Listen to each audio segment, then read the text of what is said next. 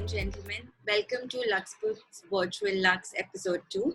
I, Riddhi Doshi, editor of LuxeBook, am extremely excited to have with us today two amazing food and beverage businessmen, Yash Bhanage and Sameer Seth of Hunger Inc. Hospitality, the enterprise that runs O Pedro, Bombay Canteen, and Bombay Sweet Shop. Sameer, Yash, welcome. I would start my conversation today by going back a little in time. I know that lockdown has been difficult for the entire hospitality and food and beverage industry, but it has been particularly difficult and challenging for you all. To begin with, in the very beginning of the lockdown, just a few days after you all launched the Bombay Sweet Shop, your new venture, we all lost Chef Cardos, one of your partners, which was obviously emotional loss as well, and that too because of COVID. Right after that, when the lockdown eased and you all started operations, soon one of your staff members was tested positive and you had to shut shops again. But the good news is that now you all are back and back with a bang. But I would really want to know that what were the lockdown challenges and how did you all overcome it? If you remember in March, there was also a lot of uncertainty whether it's safe to open for delivery. Does it sort of, is Corona sort of transmitted through food, not transmitted through food? Getting the right information, speaking to the right people, and how do you sort of go about that whole process was a long one. But eventually, once we had that information, we realized that the biggest thing to focus on is the safety aspect of it. How do we make sure that we are putting in place protocols that keep people safe? And despite all the protocols, as you said, like someone did test positive but we were having those checks and balances in place, which allowed us to sort of figure that out quickly and be able to take corrective action for that. I'm not sure if you had. Yeah, I also think it's also about, like, obviously losing Chef Floyd was a huge personal loss that I feel we might never recover from. Apart from that, dealing with COVID or Corona, you also need to be like realistic and take a reality check, right? Yes, we as restaurateurs have suffered a lot, but there are also people on the front line who are dealing with much bigger dangers, right? Like doctors or policemen who are actually dealing with the situation on a first-hand basis. So yes, having that first positive case obviously put us back a certain point. I don't think, in terms of if you'll even look all over the world, people are getting a bit more educated on how COVID spreads and what is the best way and what is the precautionary measures that we can take. But I don't think it's just our industry. It's just us as citizens of this country need to learn to wear a mask and maintain social distance. So I guess it's everyone's and wash your hands. So I don't think we are any different as restaurateurs. Okay, and so now I'm going to straight start with our viewers' questions.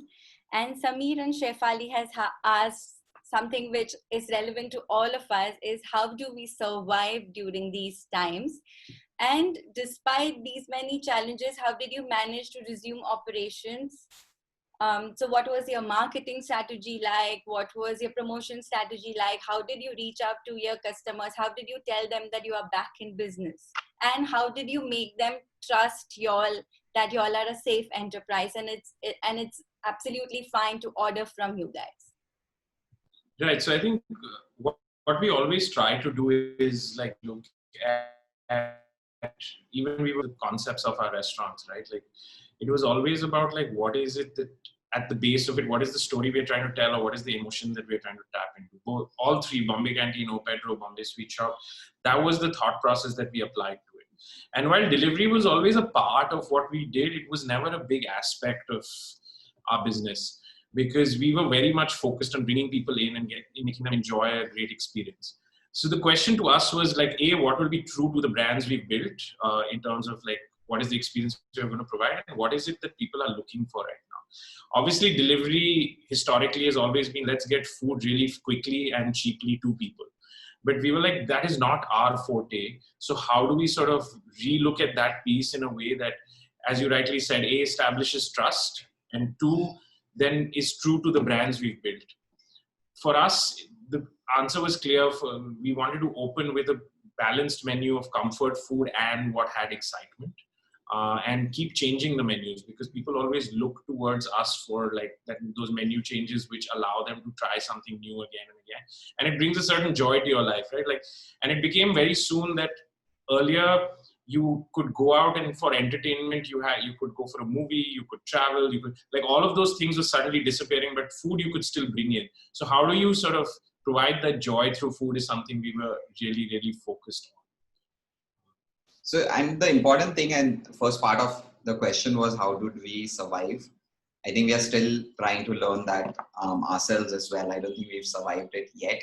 One thing for every entrepreneur to realize within this time, you're not going to make money. Let's be honest, you're not even going to break even. But what you can really invest in is making sure you're there in the minds and hearts of your guests. Something that we always treasure is the goodwill and the community we want to create with our guests. And that's what helped us survive to a certain level. So if you look at the way we convey ourselves over social media, there's a certain amount of transparency. We will always show how the food is being made.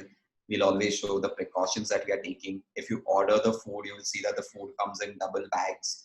On the bag itself, again, it will say the precautions we are taking, but it's also being done in a very happy and cheerful way. Like when we tell people to wash their hands, we tell them to sing a song with it so that they remember how many seconds they have to wash their hands for. We want people to remember the happier times and not remember these sadlier times that we live in. It's important to be extremely transparent. Same with Bombay Sweet Shop. We are a mithai shop, but at the end of the day, when do you remember the last time any mithai shop, may it be boutique, may it be the local mithai wala, showing you how the mithai is being made, like the actual premises where it's being made, the hygiene that's being followed. And that's really important to us, is to have that level of transparency. So instead of thinking of how much money we're going to need to survive, we start thinking on like, what is the goodwill we can create in the 6 months to survive this. Okay, so communication, reaching out to your customers and basically spreading cheer is something that you guys have stuck to and adopted. Yes.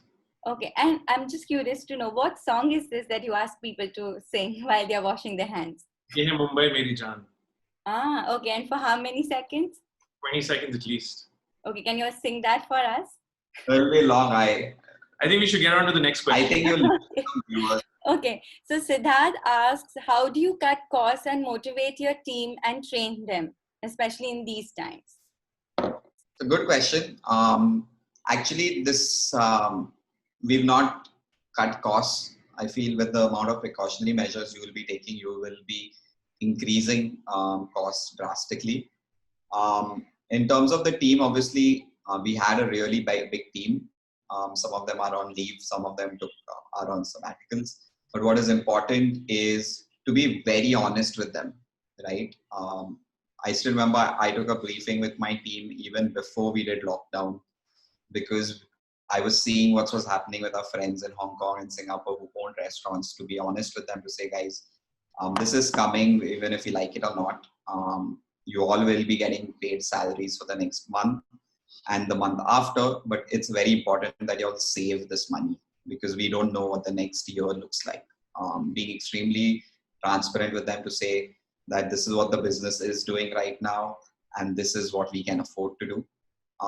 What our employees like and respect is from day one, even when we opened for COVID, both me and Samir have been there with them side by side. And that's something very true to what we believe in, is if I'm asking my team to brave themselves and coming into work, we should be there with them as well. In terms of cutting costs, obviously rents from a very important part of any restaurant project.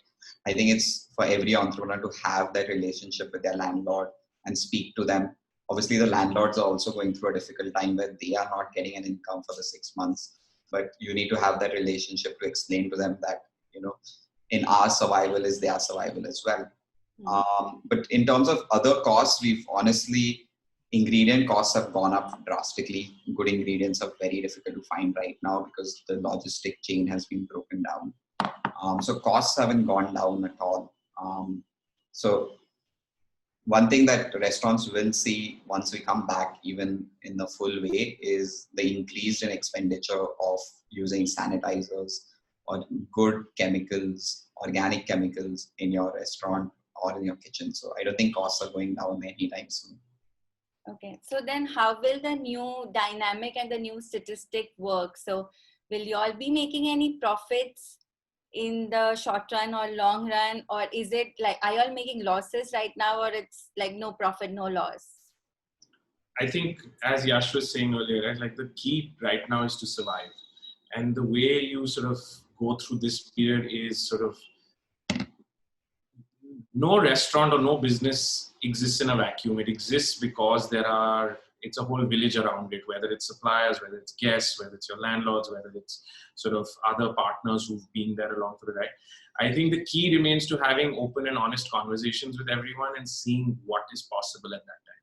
Honestly, we are not making any money right now, but and there is still a lot of clarity that we are awaiting for, right? Like certain cities have opened up in the country for dine-in business. Bombay still hasn't. When it does open up, we have no idea what the final sort of capacity restrictions will be, etc. So there's still a lot to be figured out, but we are making sure that we're staying in touch with every important sort of stakeholder in the business and making sure we are having those conversations very regularly to make sure that it's sustainable for everyone. The key is surviving through this period and then hoping to come out on the other side and getting back to some sense of normalcy. And I'm just going to go back to the question, because the second part of the question was with trainings, right? Like what kind of trainings? So one of the very good things we did in the first couple of months was we also knew we didn't need the entire team to be coming into work. And it was important to start using this downtime to learn new skills. So we had a very detailed timetable, which included podcasts that the teams had to listen to. And there was a certain time every week where the entire team used to meet up on a Zoom call. Also, every leader was in charge of taking at least 3 trainings a week. And there was a Google Calendar which said this training is at so time and you could sign up for it. We were also using Insta Live to use it with our team, using Zoom a lot. So we used that time very well. We also reached out to liquor suppliers, beer makers to say, can you all do these trainings with our team over Zoom as well? So I think we were able to use that 2-3 months when we were not all of us back in operations really, really well. It did also help us check in on our team, how they are doing. There's also a very different time for a lot of us. None of us have faced this before. So more than training, it's also important to check in on the mental state of your team. Like how are they doing? How are they dealing with it? Just do they have someone to talk to as well? So those were some of the things that we were doing in severe lockdown. Okay. And talking about mental health, Ilinka and Annabelle want to know that how have you guys been taking care of yourselves, like your mental health and your well-being? I think my mental health went for a toss when 15 years ago I decided to join this industry. But I feel, to be honest, and I know Annabelle as well, and she'll know it as well, is it's been like, although it's been locked down for us, honestly, it's been like 4 months of nonstop thinking how to survive and keeping ourselves going. And honestly, we are also waiting for that time when we can like sit out and download a bit, but we've not had that opportunity. But obviously, we do take the time to watch Netflix, always keeping up with a lot of the food shows and a lot of the hospitality things that are going on. Okay. I have a dog which we keep cheerful as well. No, and I think to add to what Yash is saying, I think it's a constant thing you need to keep looking out for yourself, right? Like, I think whether it's just, I think in the beginning it was really hard because everyone was just missing that human connection. And there is obviously, now you're going back to some semblance of having that around you again. But I still remember those first couple of weeks when we came back to the restaurant to restart delivery, how odd it was to be just around people after you've been sort of cooped up at home all day. And I think it's something which is going to, like, it is fundamentally, this period is changing behaviors. And for all of us, whether it's the simple act of just being more careful or like even if you're stepping out, you're sort of changing the way you are sort of interacting with your environment, etc. And I think you're going to see over the next few months a lot more mental health issues crop up, and we all have to be more aware of it and sort of have the ability to really take care of ourselves. And I think it happens, you have to build your support structure around you. And we are fortunate to have, like, Yash and I live like about 2 blocks away from each other. So we do end up seeing each other. But again, just having that human connection in your life is so important to get through a period like this. Okay. And Kaushalya Mishra asked that what is your business plan given that uncertainty around about when restrictions will end and when people will feel safe again to come out and dine? So how are you seeing the 5 years from now for your business? Honestly, we're taking it month on month right now. Whatever plans we had at the beginning of the year have obviously gone out. I think what we thought in March, April is also not really come true. We had actually thought by September, October, you'd see some semblance of return. But clearly, Bombay, that has not happened so far. I think the biggest thing to sort of see will be we are definitely a business that exists in a public space. Like, our entire business is based on people enjoying themselves in close proximity. Right? And I think that's the kind of behavior I was talking about a little earlier, that it is going to definitely be, like, people are going to be fearful. Like, if you have parents at home or if there is someone vulnerable, etc., you are going to be very precautious about it. And we're seeing that even with delivery, right? A lot of people are only now starting to order because there is a certain comfort that has built over a period of time. So it'll play itself out over the next few months. We are literally taking it month on month, and like I was saying earlier, like talking to everyone and making sure that we are all on the same page. 5 years out, who knows? Hopefully we are back to where we are used to seeing this business. That's the hope and dream. Okay. And also, if there are any business owners, one thing I think we did well was when this started, we created this, I think it was this most simplest 3-page document on what we are going to do for the next 8 months. And it was basically spoke about a pessimistic, optimistic scenario. But it did not speak about this is the amount of money I want to make. It just spoke about it. We took our entire team, asked them to come up with ideas. What can we do with the team we have? What are the strengths we have? What do our guests expect from us? And we broke down that document to say, this is what we want to achieve in those 3 months. And over the 3 months, we've been able to tick off everything on that page. Now, to be honest, a lot on that did not work. But this is also a great time to experiment. You'll never get so much visibility from your guest in terms of social media, in terms of your consumer paying attention to what you're doing. This is the best time to be experimenting to see in terms of food, what do people like price elasticity, does that work? Use that as the 6 months to experiment and don't think about is the business going to come back? Because if you are a good product, a good experience, you will do well in the near future. We just all need to survive this. Okay. And Akshay wants to know that, what are the essentials of brand building right now and how to increase sales? It's, again, as Yash was saying, I think the key in this period is the experimentation bit, right? Like, whatever playbook we were all used to as a sort of restaurant or as a business is literally not applicable right now. I don't think we would have thought that doing classes over Zoom and making sure we are sending ingredients out to people before the classes would have sort of been as popular. But as everyone has more time on their hands and working from home, everyone's looking to do something else. And cooking is one of those skills which, for a lot of people, you just didn't have time earlier. So clearly there is a lot of interest there. And I figured that out by just reading an article or a book. The first couple of classes taught us that, and we were fortunate to have partners in the form of Insider, which sort of put it all together in terms of the logistics and all we had to then start figuring out how to make it more and more interesting for people. Similarly, we've sort of had to go back to things which, we have a tradition every year called the Independence Day Dawat, where it's a huge fundraiser for us. We had it last week.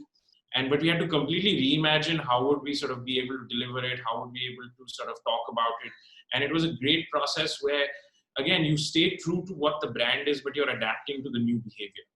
So, and I think the other piece which we are realizing is how different it is. Like we as restaurants are very used to our locations doing a lot of the work for us, right? Our locations in Lower Parel, in BKC, in Baikala would draw a certain amount of people every week, every month, which would be new customers as well. We suddenly don't have that, so you have to change tactics. We are learning on our own how to be marketing better digitally, how to be telling stories better digitally.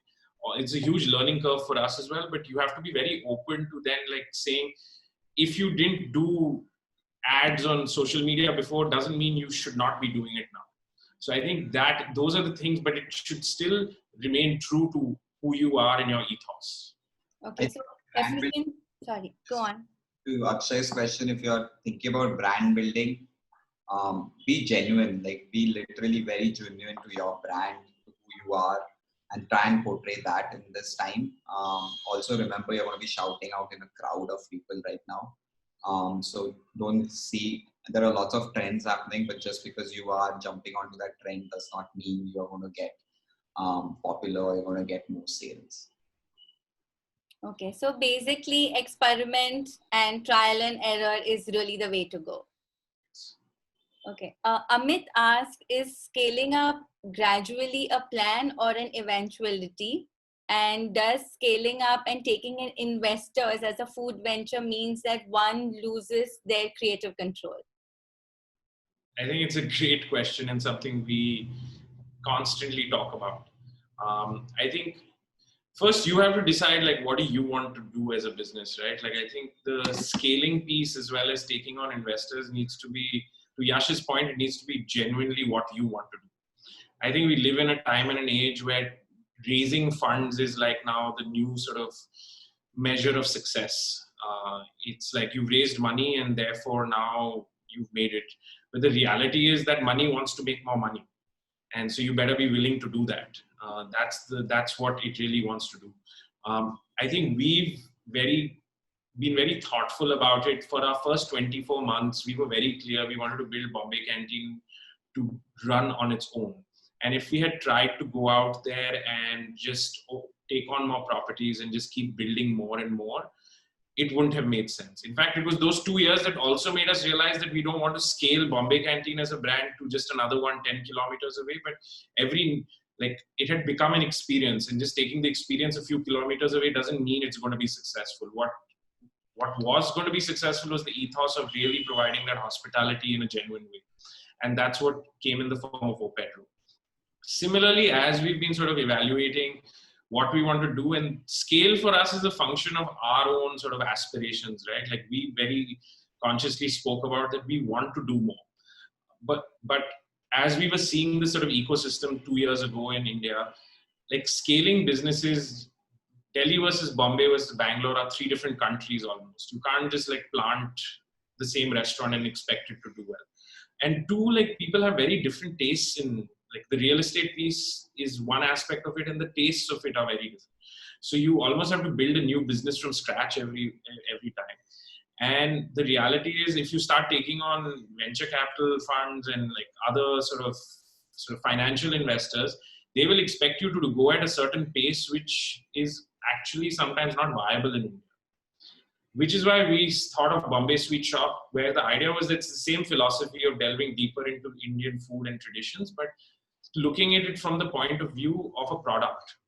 And I'll let Yash tell you the story of how he sort of thought of, because it was his sort of idea, Bombay Sweet Shop, which will explain the thinking a little bit of how we went about thinking about it.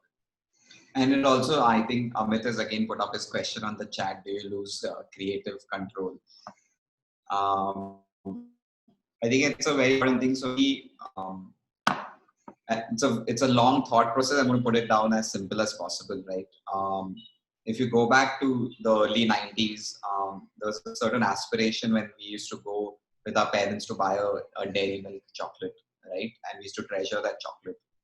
Now, years later, if it was Diwali, if someone gifted you a Ferrero Rocher or a Ferrero Rocher box, that seemed like, if that person really liked you, then you got a box of Ferrero Rocher, right? It was extremely aspirational. But if you go 20 years back, that used to be mithai, that used to be Indian sweets. And I was traveling through Turkey once, and I was at the airport, and I just saw this man at the airport selling their local sweet, which is a Turkish delight. And he was doing it with such pride because you could see it is something core to Turkey itself. And there were so many people lining up to buy it. And I was like, why are we not doing this with Indian sweets? Why are we not proud of it? Why are we not talking about it? Why is it not aspirational enough? And that's just a summary of how Bombay Sweet Shop came about, was to take the whole Indian sweets process, to show it to the people, show it creatively, and create a brand out of that, and be able to then scale. Does not mean we need to have 40 Bombay Sweet Shops all over India. It can mean that over the next couple of years, we are able to deliver that product to people at different parts of India, but done in a very well executional way. Now, to answer Amit's question, do you lose creative control when you get more investors in or more investor money? We wouldn't be the right people to tell that because we are still a small startup. I guess it also depends on the kind of money that you're getting in. And I guess it's also about having that conversation, right? If someone's investing X amount of money, you need to be able to ask them, why are you doing it? So it depends, I think, from investor to investor. And it's very, to Yash's point, like you have to make it clear early on that this is the way I wish to run my business. And if someone is not agreeing to that way, you need to then take another route. We definitely have investors, and we've had honest conversations with them at every stage. And at every stage, we've been able to sort of have a very clear conversation about what that creativity means to us and how do we want to run it. And that has been sort of very key to being able to retain that creative control. As you scale, it does get harder. There is no doubt about it. There are enough and more examples about it, but hopefully we will learn how to deal with it as we get. Okay.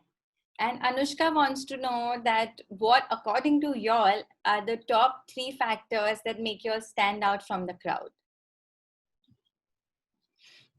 I think one thing that is really important for us, I don't think we are still standing out from the crowd. I feel one is all 4 of us, I count all 4 founders in this, me, Sameer, Thomas, and Floyd, who's not with us, is we have substantial experience working in every field of restaurants. So we are not just owners, but we are people who can get hands-on and understand every bit of operations, which I feel is really, really important. I feel it's important for every founder to get their hands dirty. May it be a tech founder, you need to understand the inside out of what you're trying to do. So I think that's one thing. And what helped us with that is it brings out a certain amount of humility within us as founders. Restaurant industry, to be honest, is not the most respected industry in India, and I hope that changes over time.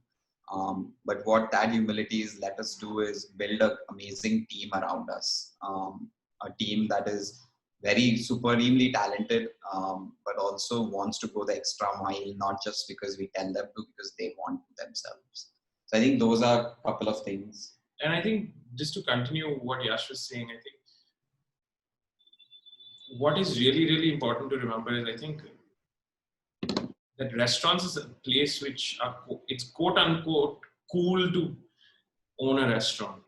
I think what you walk into a restaurant, you have a drink, have some food, and you're like, this is amazing. Like I want to own one, right? Like there's a certain social currency that comes with like owning this restaurant for you with your friends, etc. But what is forgotten is that 90 to 95% of the time it is rubbish work that takes up your day.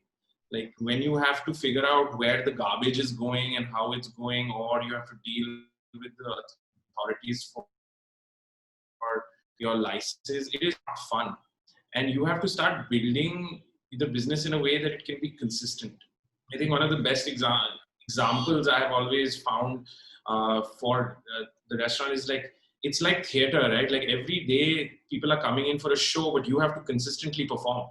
And if that show is not, like you're only as good as the last plate of food or the last drink or the last service that you provide to someone. Otherwise, no one's going to come back to you otherwise. And it is that consistency that having worked in the industry for long enough, like we knew it's that consistency that we have to build to be able to be successful. And I think that's what makes us stand out more than anything else. Okay. So basically, obviously, a lot of hard work, consistency, and knowing your business inside out absolutely has worked for y'all. Yes. Okay.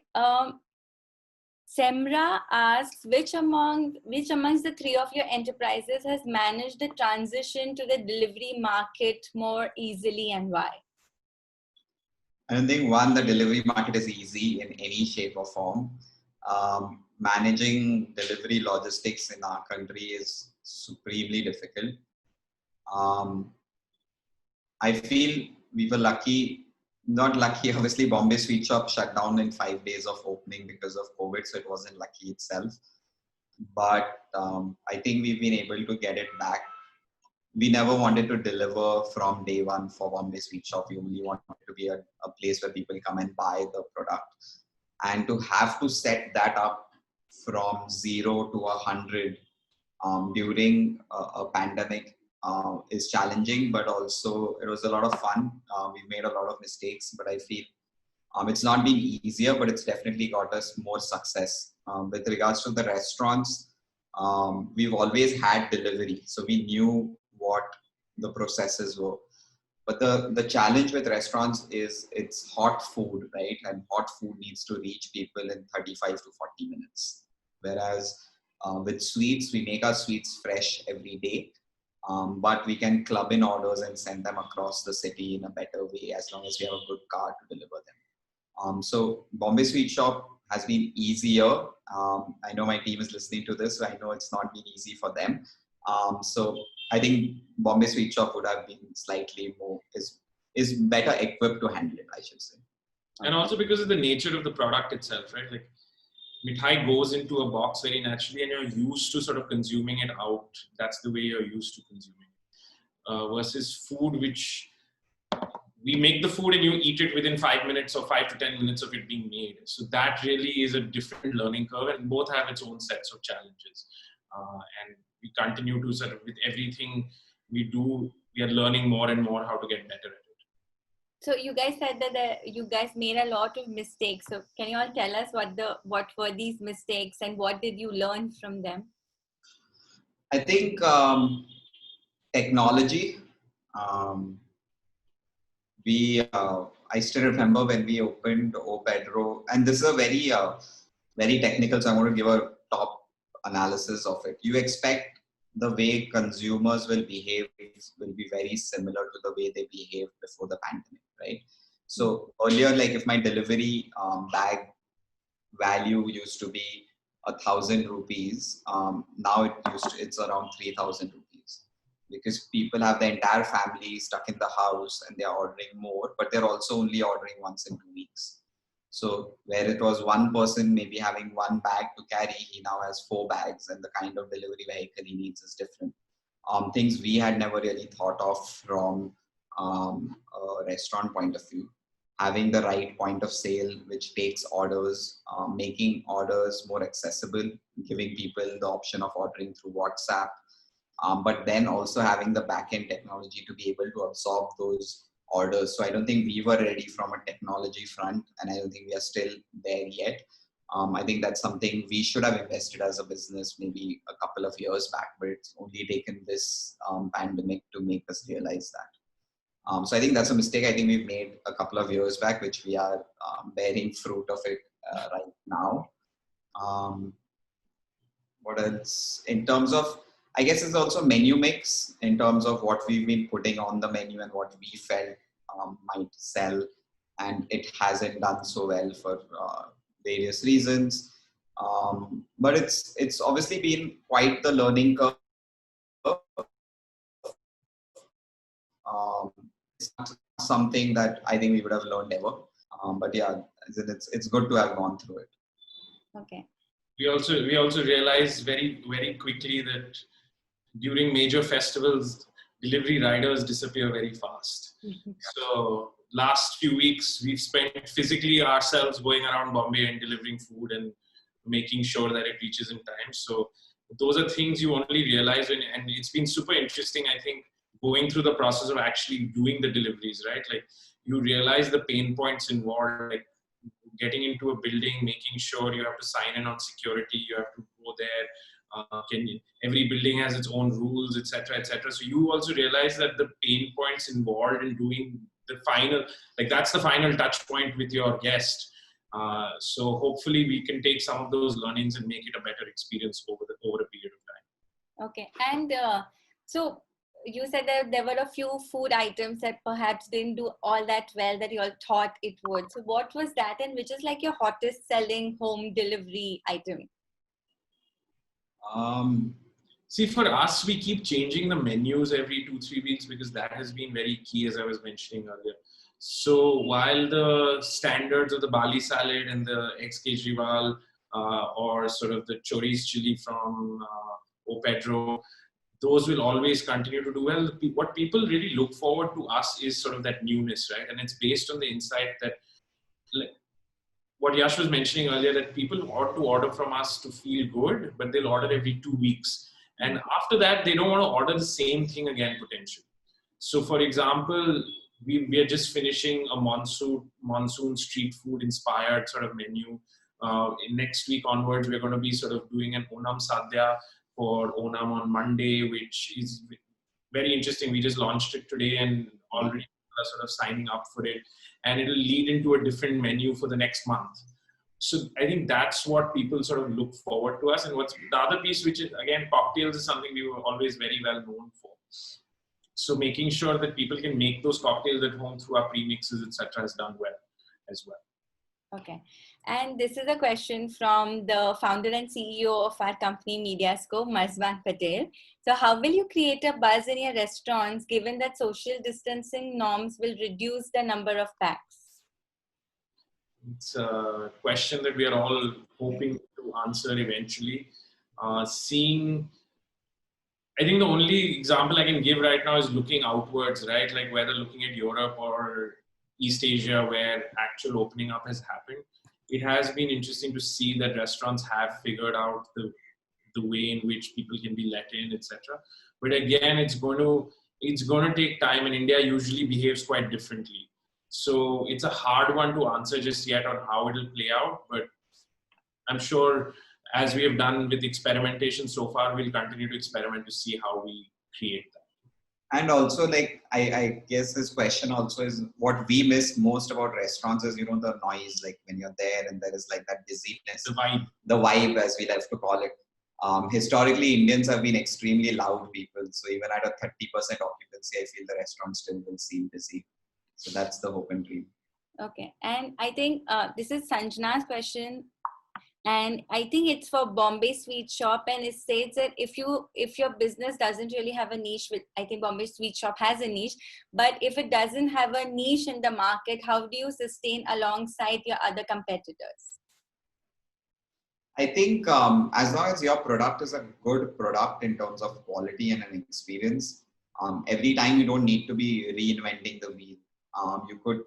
I feel one of the great examples could also be if you look at yogurt, like we've been eating dahi all our lives, we've been eating Amul dahi or Nestle. Someone like Epigamia came in and has completely changed the way we look at it, right? It's become so much more fun, so much more accessible. You can buy it directly now from their website as well. But at the end of the day, it's a much better product as well, right? But they were in a market which is a regular, you do not have a niche for themselves, but they've been able to create for them. So if you come with a better product, I think also our market in terms of India and its spending patterns is changing. If you have to charge someone a bit more because you are giving them a quality product, people are ready to invest in it. So my take would be that. Yeah, and I don't think quality always means expense, right? I'm looking at our own conversations over the last few months. I think we all still love eating new food, right? How do we find out about it? Like one of us will order from somewhere, and if it's good, we will tell each other about it. And it's that consistency. Is again maintaining that it doesn't need to be like from Malwani food to Persian food to Malayali food. Like I think we've discussed all of these over the last few weeks, and we've sort of recommended places to each other, and that it's still like delicious food. And I'm going back to food because that's our business, or any other product is still going to spark a reaction. and it doesn't need to be sort of the fanciest of fancy. It can just be great home cooked food which is coming to you. Like that's also a lot of us are missing, right? Like just good food which is home cooked, and we talk to each other and like spread the word. So I think that consistency is really the key to stand out for sure. Okay. And Kushal wants to know that, and I mean, as you mentioned, you all change your menu every 2 to 3 weeks, but how do you decide what goes in the menu, especially from the so many dishes that you might have tried and tasted? What finally goes in the menu, and how do you decide that? So two things. One is we also have good data. We also keep looking at, are people buying more small plates like appetizers, or people buying more large plates? And if large plates are selling, is it the more experimental type, or are they going for comfort food? So luckily you have data to give you that answer. We are lucky to have two great chefs with us. We have Hussein and Chef Thomas, who have a great pedigree of coming up with great new dishes. You also look at the weather. It's the monsoon, so people want certain kind of food at home. So that plays a very important role. Just also, like, I feel we've come to the point in our menu cycle where now it's 5 months. I can't even remember how long Bombay's been in lockdown. I think people have gone through that phase of, oh, I'm going to be fancy. I'm going to make a banana bread at home, or I'm going to make my own sourdough. I want to experiment. And then you come back to comfort food. So right now, if you look at a monsoon menu, it has a lot of kebabs on it. It has things that are like you would like to sit in your balcony when it's raining and like to eat it. It just brings about a smile on your face. So there's these certain variables that you always look at. We also touch very much onto festivals, and like he said, Sadhya is coming up. We also look at giving people, like, my whole thing for us in this 6 months is how do you make people happy? So giving them a chance to celebrate. Like I still remember for Father's Day, we came up with a special menu for fathers. We did a cocktail workshop only for fathers. We did a special cake, and our orders on that day were huge. And it was just like people need, now they can't go out of their house, but they want a reason in their house to celebrate. So even the smaller festivals, which we wouldn't have done before, because doing a menu for just very, very economical, but now it does make sense. So we also look at like Father's Day, Mother's Day, obviously with Diwali coming up. Bombay Sweet Shop obviously did modaks for Ganpati, but at the same time we did steamed modaks, which are made fresh every day. So you need to be understanding what's happening and look at those variables as well. Exactly, and I think that context is super important. The moment like you're thinking, you're tapping into behavior that exists. Like I think the modak example is really interesting, where if you grown up celebrating Ganpati, that steamed modak is something which is really sort of nostalgic and full of memories. We can make only about 200 odd every day, and it's been really interesting to see people sort of flock towards it and like enjoy them. So I think that context is really important when you're sort of planning the menu. Okay, and I think this is going to be our last question. So we have too many questions, but maybe I'll try and ask you this, and maybe we can elaborate a little more so everybody gets the questions answered. Is this a right time to start a luxury delivery kitchen? And will many delivery or dark kitchen shut shops because now restaurants and restaurant chains have started their own deliveries? So Roshan and Varsha want to know this. Sure. See, I think at any given time, like when you're coming up with a concept or a thought, I think you need to plan it in a way like whether it's COVID or not COVID, like you're not, like COVID is eventually going to come under control, right? Like, so the question really boils down to what is your ability to create that product? We've been going on about product in our conversation, but there is a certain amount of time we have spent sort of learning sort of the craft and the trade of running restaurants, of doing this, and we were sure that we wanted to do this. I think today now there is a new model in the form, like what the delivery model is just a business model. Yes, it'll continue to work, but what is it that you're going to sell through it is really the key question you should be asking yourself. I think what you're going to see shut down is things which were not thought through enough, not executed well enough, cost structures were not planned out. Those were the failures that will make things shut down. And obviously, COVID, like the pandemic, is a situation which has made the issues around it where you could have maybe survived without the pandemic a little longer. You're surviving a lot less. But the key still to think about is that what is the use case of like, what is it that I'm building?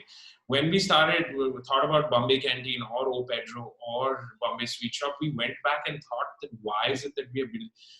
In 2012, again, going back to our sort of origin story, so to speak, Yash and I were working, he was in Singapore, I was in New York, and we were talking about if we want to open a restaurant, what is it that we want to be doing? And we struggled with that question for quite a bit. But what we were seeing in the markets we were working on was comfort food being reimagined. And in 2012, you thought of it, Indian food was basically either you ate it at home or you ate it at some version of an Udupi restaurant or a Moti Mahal in the city that you were in. You never went out to have a good time. We were like, what if we take the memories of that Indian food, the regional diversity, all of that, and sort of, I'm giving a very quick synopsis of this, and make it really fun and interesting. Similarly, with O Pedro, we were going into BKC, and at that time, we were very keen, Chef Floyd was very keen that we open a Mexican restaurant there, because that you have a lot of sort of corporates, you have Mexicans, not a cuisine that's done. And actually, it was Yash's insight into saying that Mexican food works really well in the US, etc., because there's again a cultural sort of connection to Mexico.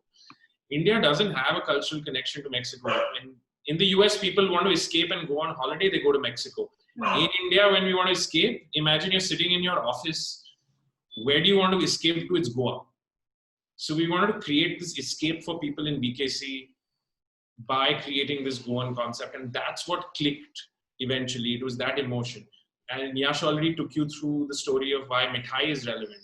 Each of these things, there's relevance and context to what we are building. And I think that's what you need to be thinking about, rather than will it be a delivery kitchen, whether it will be a 10-seater restaurant, whether it will be a 30-seater restaurant. And sure, that is also an important question. But the product, I feel, is more important. Yeah, and like to both their questions, like someone I think asked about a dark kitchen, right? Will dark kitchens survive? I feel, I know personally there are a lot of dark kitchens which are shutting down, but I also know a lot of dark kitchens which are doing really well. If your product has soul in it, it's always going to keep going. But if you're opening a business now versus when COVID gets done, you will need to evolve. Like the simplest example, I was going through my personal Instagram, and because we follow a lot of people in the food industry, you always know what's happening. There's like a lot of thin crust pizza deliveries that have opened up in Bombay, right? And which is great. Like, honestly, I also love Domino's. I'm going to say it, people will hate on it, but I love Domino's. But I also love a really good thin crust pizza. But thin crust pizza in India doesn't work because the pizza is going to reach you after an hour and it's going to be like a paratha, right? Whereas in COVID, your delivery is literally reaching you in 15 to 20 minutes. So your pizza is still hot, right? So I just saw someone open a thin crust pizza place and I was like, that's great. But what's going to happen to it 3 months down the line when we know Bombay traffic is going to be back to normal? The dream of getting to a place in 15 minutes will be gone. You'll have to evolve that product as well. So don't come into this unless you want to make a quick buck in the next 3 months. Yes, you can take our business and shut it down. But if you are ready to invest, it's a great time to, because the rents are lower right now. If you sign with your landlord, you'll get a better rent structure. But your product will need to evolve after some time. Okay. I think that's like a great parting thought. But if you guys have any last minute or if any last thoughts, then please do share with us. And I definitely want to know that if the hospitality industry, or if none of us are making really like any profits, where does the money come from to run businesses? Wow, that's like quite a deep question. I'm going to leave it with, like, I've been on a lot of Zoom calls and seminars and it gets quite depressing by the end. I just want to leave it at a happy note, saying that we should all be grateful for our health, and all of us are being able to attend this call.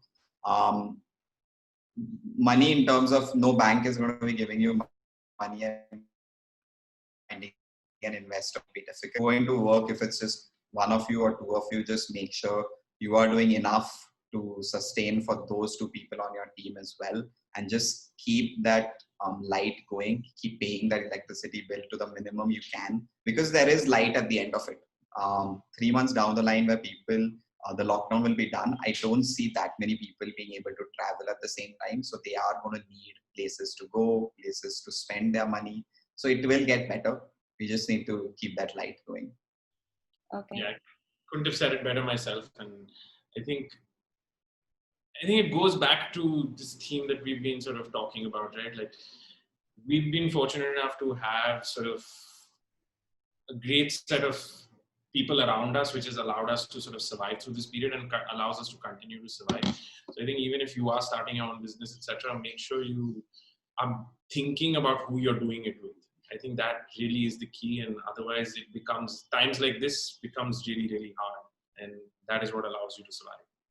Thank you so much. Thank you, Sami. Thank you, Yash. Thank you for candid, honest conversation. I really had a great time, and I hope my viewers took a lot of insights and lessons from this conversation.